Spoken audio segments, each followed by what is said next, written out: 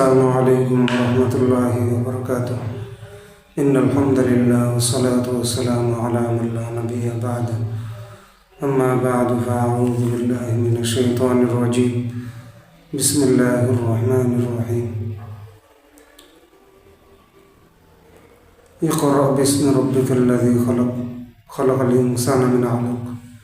وقال رسول الله صلى الله عليه وسلم طلب العلم فريضة على كل مسلم. وقال في حديث آخر إنما أنا بعثت معلما. صدق الله العظيم وصدق رسوله النبي الكريم ونحن على ذلك لمن الشاهدين والشاكرين والحمد لله رب العالمين.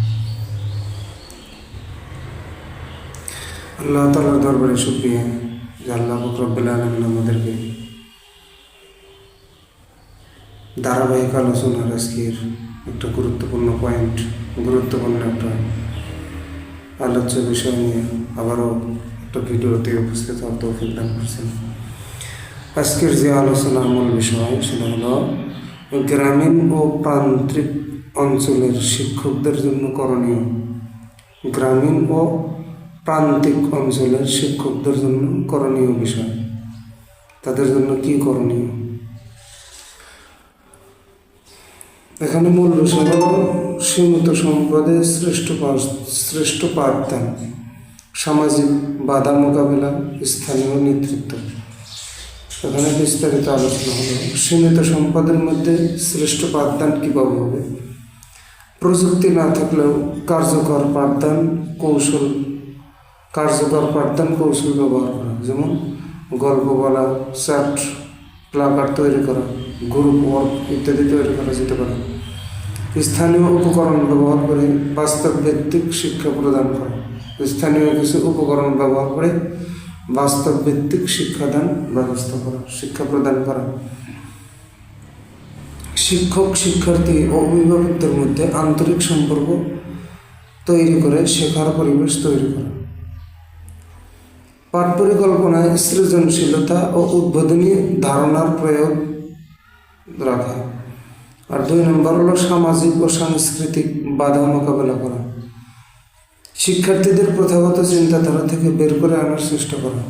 কারণ গ্রামাঞ্চলের প্রত্যেকটা শিক্ষার্থীর মধ্যে বা শিক্ষার্থীর অভিভাবকের মধ্যে একটা চিন্তা, একটা ধারণা হলো যে আমরা গ্রামের মানুষ, আমরা আর কি লেখাপড়া করবো, গ্রামের মাদ্রাসা বা গ্রামের প্রতিষ্ঠান আর কতটুকু লেখাপড়া হবে।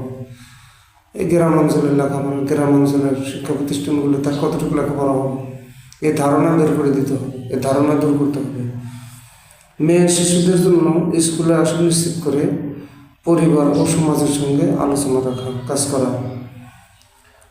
শিক্ষার্থীদের আত্মবিশ্বাস ও স্বপ্ন দেখার সাহস তৈরি করা। আর নিরুৎসাহী অভিভাবকদের সঙ্গে নিয়মিত যোগাযোগ করা।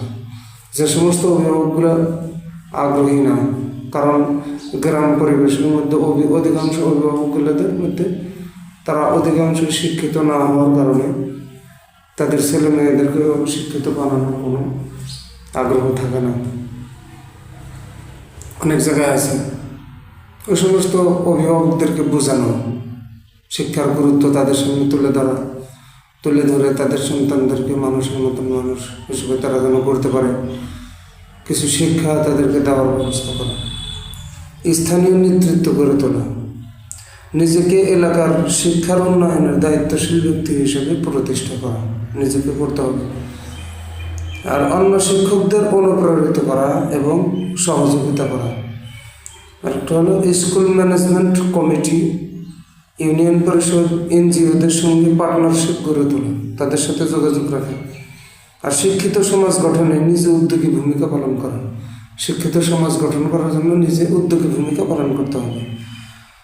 শিক্ষক হিসেবে সচেতনতা ও আত্মমূল্যায়ন করা, নিজেদের দায়িত্ব ও সুযোগ সম্পর্কে সচেতন থাকা, কাজের অগ্রগতি পর্যবেক্ষণ করা এবং আত্মবিশ্লেষণ করা, নিয়মিত প্রশিক্ষণ এবং পেশাগত উন্নয়নে অংশগ্রহণ করা, এটা নিজের দায়িত্ব। আর উদাহরণমূলক কিছু কাজ হলো সফল গ্রামীণ শিক্ষকদের কাহিনী তুলে ধরা, যে গ্রামে থেকেও যে সমস্ত শিক্ষকরা সফল হয়েছে তাদের কাহিনী তুলে ধরতে হবে। একাধিক শিক্ষক বা স্কুল কীভাবে সীমাবদ্ধতার মধ্যেও চমৎকার শিক্ষা পরিবেশ তৈরি করে এমন কিছু দৃষ্টান্ত পেশ করা। কারণ বর্তমানে ওই পরিস্থিতি হয়তো বা নাই। বর্তমানে গ্রাম পরিবেশের অনেক শিক্ষা প্রতিষ্ঠান লেখাপড়া উন্নত হচ্ছে। তাদের বাস্তব জীবনের কিছু উদাহরণ তুলে ধরা গ্রামীণ শিক্ষকদের অনুপ্রাণিত করতে এবং তাদের চ্যালেঞ্জগুলো মোকাবেলায় প্রস্তুত করতে বিশেষভাবে গুরুত্বপূর্ণ। শিক্ষক শুধু পাঠদানের কারিগর নন, তিনি একটি অঞ্চলের সম্ভাবনার কাণ্ডারি।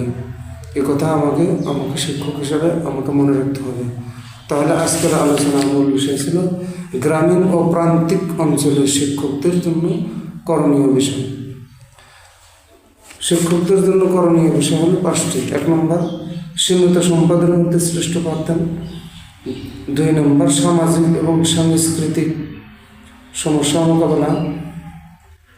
3 নম্বর, স্থানীয় নেতৃত্ব গড়ে তোলা। 4 নম্বর, শিক্ষক হিসেবে সচেতনতা এবং আত্মমূল্যায়ন। 5 নম্বর, উদাহরণমূলক কিছু কাজ করা।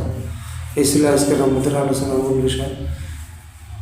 ইনশাআল্লাহ যে সমস্ত ভিডিওগুলো করা হয়েছে, যে সমস্ত আলোচনাগুলো করা হলো, এই আলোচনাগুলো নিজে দেখবেন এবং অন্যান্যদের সাথে শেয়ার করে দেওয়ার চেষ্টা করবেন।